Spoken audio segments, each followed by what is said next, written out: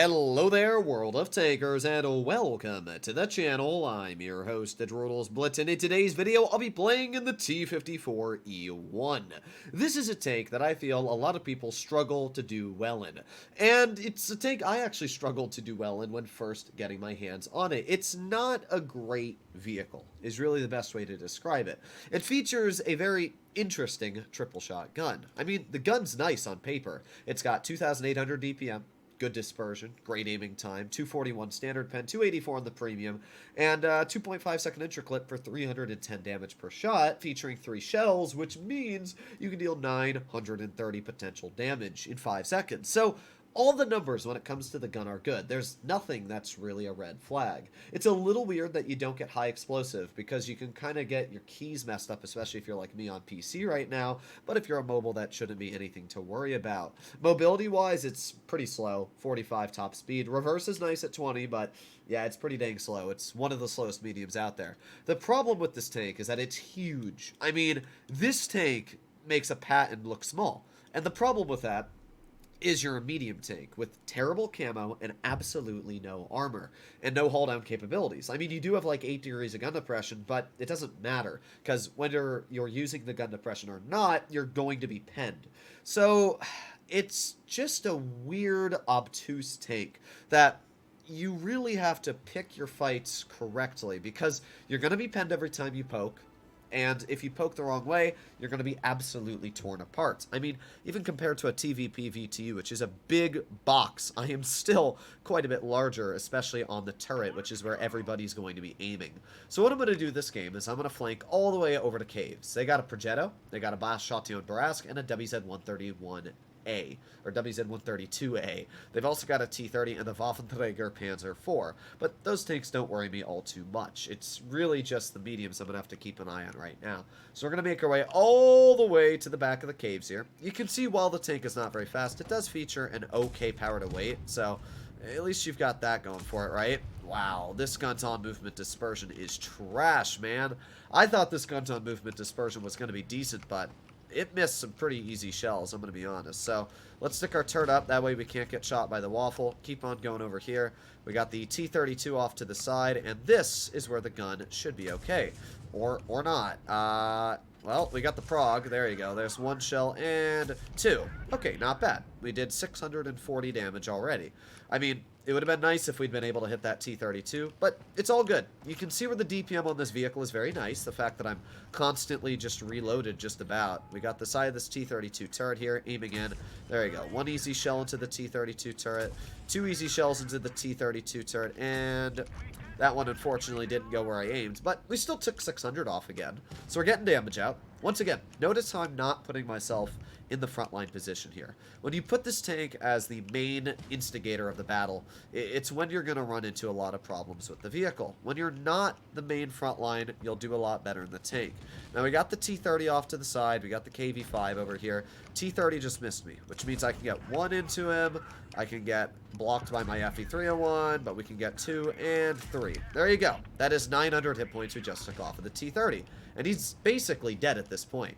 And that's the great thing about an autoloader is that you can make somebody miss and just absolutely delete their hit points. In 3 more seconds, we will already have our shells ready again. So there's 1 shell into the waffle. Let's go for a second one, or we can go into the cave. Well, maybe not. Let's just go for a shell into the waffle then. But we're doing fine again. We've already dealt 2,900 damage, and the enemy team is getting absolutely pooped on. We got 6 more seconds left, and I'm going to go for that Brask, honestly. I mean, I might be able to get a shell into that KV-5, but no. Okay. Let's head for the Brask. Let's start reloading. We got 10 seconds just about left before we have our shells. And that should just be about perfect to where we can catch this Brask. Now, even though this is not the fastest tank, as I said earlier, because it is a medium, it allows it to be somewhat mobile at getting into position here. So let's see if we can find this Brask. He's got to be somewhere right around here at this point. Come on. Where are you? Let's go. Okay, I don't see him. I'm going to start reloading. I would expect to have the Barask to... Oh, well, maybe I shouldn't have started reloading because the Barask is right here, and I could have gotten probably... Yeah, that was a bit on me. I still think we're going to be able to get, like, maybe 1 shell in. Well, maybe not. Unfortunate for me. I should have just kept those 2 shells in the barrel because I think we would have been able to tap him twice. But sometimes you win some, sometimes you lose some. We still did fine. We did over 3,000 damage, 3,075. And this was a first decent game to showcase a lot of the things that I do in the 50-41. For example, none of the gameplay in that first battle did I ever play aggressive more than I needed to play. When you put this tank in a situation where you're stuck somewhere, the enemy can push you at any moment, is when you're going to do really bad. Because if you're in a slightly heavily armored medium, let's say a WZ-120, right? That tank's got good turret armor, it's got a good alpha, it's got good DPM. That type of tank you can hold frontline very well. You can do that in an E50 or really anything that has gun depression and some armor. You can't do that in a 50-41. If you put this tank into a spot where you get stuck and you've got tank destroyers looking at you, anything with alpha, it's going to bite you in the butt when you try getting out of that position, which is something that you have to keep in mind. So right now, we're just going to chill here. The Waffle... What? Okay. Well, I guess that Waffle is just the luckiest human on Earth, because he... Okay. I got really nothing to say there. Just okay. We got the Semovente off to the side. I'm going to reload right now because there's nothing else for me to really do. And this is just how the playstyle of the 50-41 is. When you're in a situation like this, I can't poke that Semovente. I do not have enough pen to cut through it. That Waffle's probably camping in the back. I can't do anything to that Waffle. So for right now, I'm just waiting here. I mean, I'm going to push up a little bit on the side. Oh, there's a T-30, who is probably going to take a good 600 off me, but there's not much I can do about that. But we did get some shells out into him, and, well, I was kind of hoping that Semovente was going to stay out. But not bad. We did get 600 damage out, which is pretty decent, and we were able to get that T-30 down to about 500 health. So, not terrible at all. We're going to start reloading again, and there you go. We have our shells now. That Waffle still might be sitting back there, but no. Looks like the Waffle did pull up at this point. So, ooh, there's the Defender Mark 1 sitting in the back. There's 1 shell into the Defender, 2 shells into the Defender. He does pen me, but doesn't matter as we are able to finish off that Defender. So not bad there. We do have that Waffle off to the side, so I'm just going to pull up, make sure the Waffle can't hit me. And in 5 more seconds, we will have 3 shells ready once again. This is where the 50-41 is, once again, a really solid vehicle. We get 1 shell into the Semovente, 2 shells into the Semovente, and 3 shells, finishing them off very, very quickly and easily. We're already up to 2,200 damage. And this is where, as I keep saying, the 50-41 is really in its own element. It's when you're playing passive, it's when you're waiting for your opponents to make that mistake, and then you take advantage of that mistake they've made.